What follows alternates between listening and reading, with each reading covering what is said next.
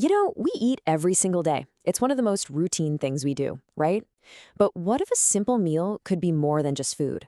What if it could be a really profound practice of gratitude, compassion, and mindfulness? Well, for some it is, and we're about to find out exactly how. So just think about that for a second. Is a meal just about satisfying hunger? For a lot of spiritual traditions, and especially in Buddhism, the answer is a big, clear no. A meal is a moment. It's an opportunity for something much, much deeper than just sustenance. And that opportunity is actually formalized in a practice called the Urshi Linzai Yi. It literally translates to the ritual for the two meal times. It's this structured ceremony for breakfast and lunch that basically turns the dining table into a place of spiritual cultivation. So in this explainer, we're going to journey through this whole ritual. We'll start by looking at how a meal becomes a practice. We'll figure out why it's specifically for two meals. Then we'll explore the offerings of gratitude and compassion, dive into the 5 core contemplations, and finally, we'll wrap up by understanding the meal's lasting merit. Okay, first things first. It's really important to get that this isn't just about table manners or, some set of rigid rules. The entire point of the Arshilin Jai Yi is to elevate a daily necessity, something we all do, into a core spiritual practice. It's a dedicated moment to actively cultivate the mind. Now, you might have already noticed that specific wording, the ritual for the 2 meal times. That's completely intentional. See, the full ritual is performed for breakfast and lunch, but not for dinner. So what's the story there? Why the distinction? Well, the philosophy here is actually pretty deep. Dinner isn't even considered a proper meal in this context.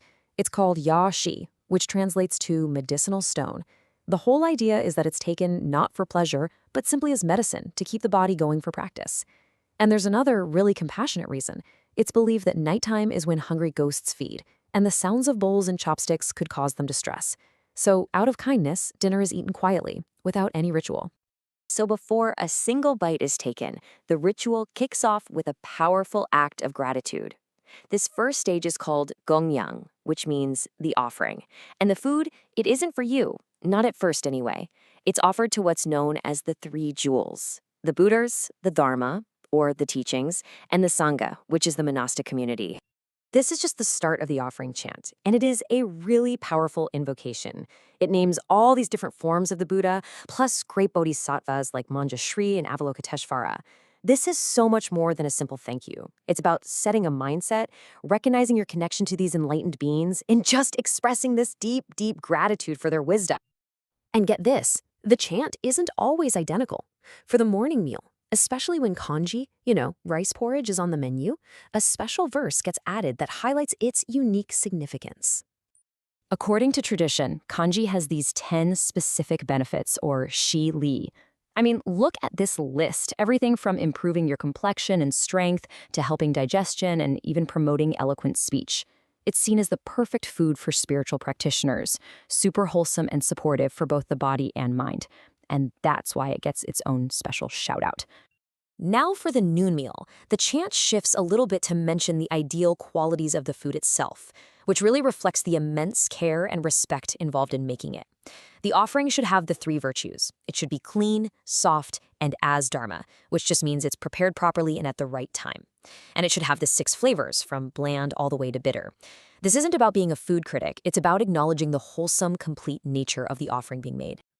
Okay, so after gratitude comes compassion. This second stage of the ritual is called chu shi, and what happens here is that a tiny portion of food, we're talking like 7 grains of rice, is set aside.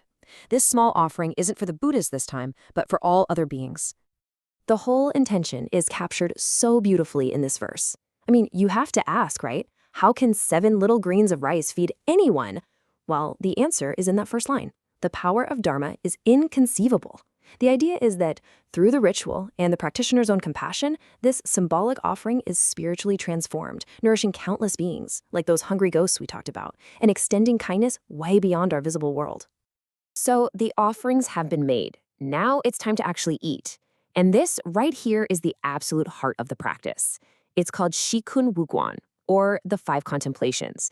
This is the mental framework for truly mindful eating. These 5 thoughts totally transform the physical act of eating into a deep meditation. First, you consider all the labor, the farmers, the cooks, everyone who brought this food to you. Second, you reflect on your own actions and ask yourself, am I virtuous enough to deserve this offering? Third, you guard your mind against greed and other unwholesome thoughts. Fourth, you start to see the food as medicine, just a way to sustain your physical health. And finally, the fifth and ultimate contemplation, you accept this food for one reason and one reason only, to gain the strength to pursue enlightenment. And you might think the meal is over when the bowl is empty, but nope. The final stage, jai, concludes the whole practice by turning outwards one more time to share the merit that's been generated through the ritual. This closing verse is basically a blessing for the donors, the lay people who provided the food. It's acknowledging their generosity and dedicating the spiritual merit from this mindful meal right back to them, wishing them peace and joy. It just beautifully closes that whole loop of giving and receiving. So when you step back and look at the whole process, you see it's this perfect, beautiful cycle. It starts with gratitude for the teachings and the food. It expands into compassion for every living being. It centers on mindfulness during the act of eating itself, and then it wraps up by returning that gratitude to the people who made it all possible. So this all leaves us with a final thought, doesn't it?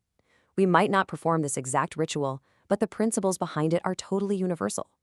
The next time you sit down to eat, maybe you can just take a single moment to reflect. How can we bring a little more gratitude, a little more mindfulness to our very next meal?